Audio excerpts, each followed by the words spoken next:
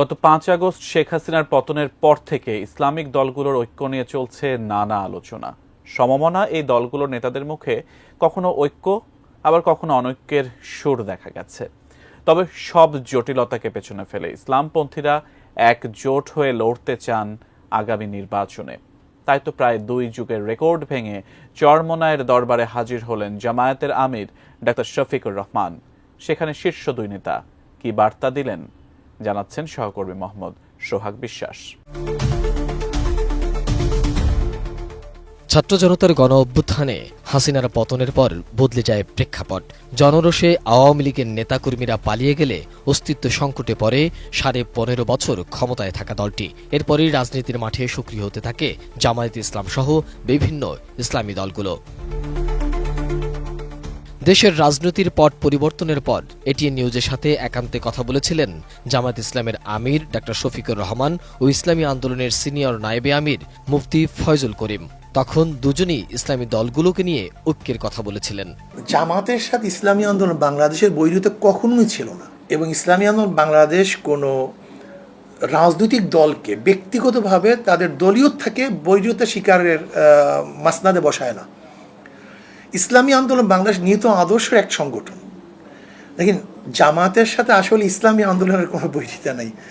জামাতের সাথে বৈরিতা হলে আহলে সুন্নাত ওয়াল জামাতের ওলামায়ে কেরামের। এখানে রাজনৈতিকভাবে তাদের সাথে আমাদের কোনো বৈরিতা নেই। আমাদের আদর্শ যেহেতু একই আদর্শ হওয়া সত্ত্বেও বিভিন্ন বিষয়ে সামান্য মত পার্থক্য থাকতেই পারে। ইভেন একই দলের ভিতরেও মত পার্থক্য থাকে, তাই বলে তো দল টুকরা টুকরা হয়ে যায় না। বাস্তবতার প্রয়োজনে সবাই যেহেতু ফিল করছেন, আমরাও ফিল করি। তবে সময় মতোই ইনশাল্লাহ আপনারা দেখতে পারবেন যে আমরা কোন পথে হাঁটি। এখন সবাই অনুভব করছেন যে আগামীর দিনটা এক জালিমের হাত থেকে আরেক জালিমের হাতে যাওয়া উচিত নয়। সঠিক প্যাড আর সঠিক তথ্য দিয়ে এসব সামলে নিব এক হয়ে। Monalisa sanitary napkin.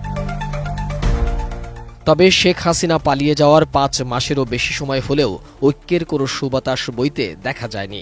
জামাতে ইসলাম সহ বিভিন্ন ইসলামী দলগুলোর সাথে জোট হবে কিনা তা নিয়ে যখন চলছে নানা সমীকরণ, ঠিক তখনই বাংলাদেশ জামাতে ইসলামের আমির ডাক্তার শফিকুর রহমান মঙ্গলবার চরমোনাই মাদ্রাসা পরিদর্শনে গেলেন।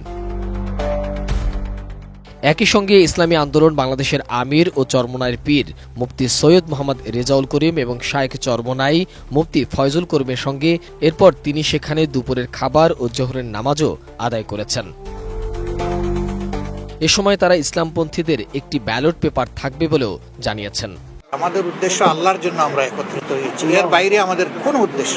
আমরা এক আছি তো, আমরা এক আল্লাহ, এক কলিমা, এক রসুল সাল্লাল্লাহু আলাইহি সাল্লাম, আমরা সবাই বিশ্বাস করি। এই জায়গায় আমাদের মধ্যে কোনো বিভক্তি নেই। জনগণের প্রত্যাশা, এদেশের দেশপ্রেমিক ইসলামী জনতার প্রত্যাশা হচ্ছে যে সব কেন্দ্রে যেন একটা বাক্স থাকে। সুষ্ঠু নির্বাচনের জন্য যে সংস্কার প্রয়োজন সেইটা করে তারপরে নির্বাচন। আমাদেরকে ইসলামের পক্ষে, দেশের পক্ষে, মানবতার পক্ষে আল্লাহ যেন আমাদেরকে ভালো কাজ করার তৌফিক দান করে।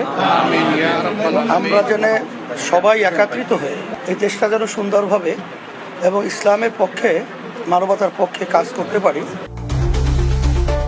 জামাতের আমিরের এই সফরকে ঐতিহাসিক উল্লেখ করেছেন বিভিন্ন নেতারা। চরমোনাইয়ের মাহফিল শেষে বরিশালের কর্মী সম্মেলনে যোগ দেন জামায়াতের আমির ডাক্তার শফিকুর রহমান।